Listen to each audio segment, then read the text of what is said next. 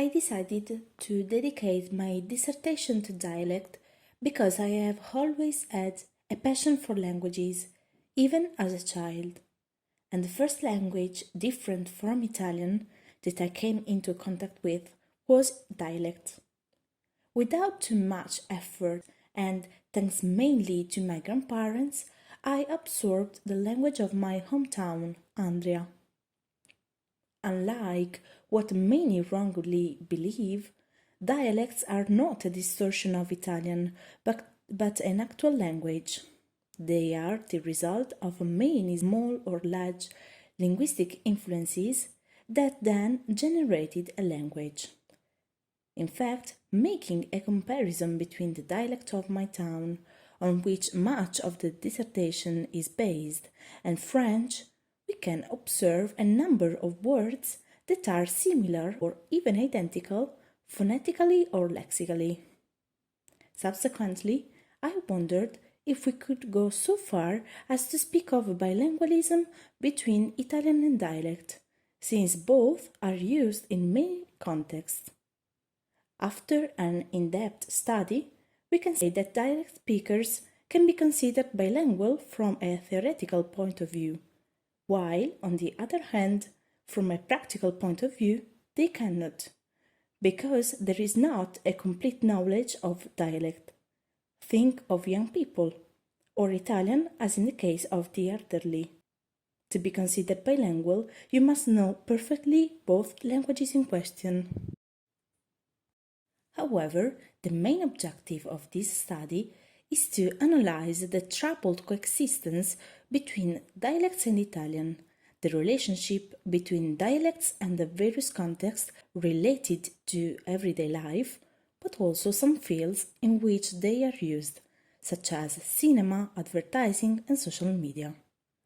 So it was necessary to look back on the history and the evolution of dialects. After the unification of Italy, dialects present in the peninsula were seen as enemies to unity. This negative stereotype has accompanied dialect to present day. Indeed, many people believe they are a symbol of ignorance. However, in the most recent years, an increasingly positive view of dialect is developing, leading some linguists to speak of a revival. Gradually, these languages are regaining their place, not only in the Italian linguistic landscape. For example, it's common to find the dialect in slogans promoting food products, because it is associated with the feelings of simplicity, a characteristic that consumers seek when they buy a product, especially food. Dialects are used even more to communicate, especially on social media.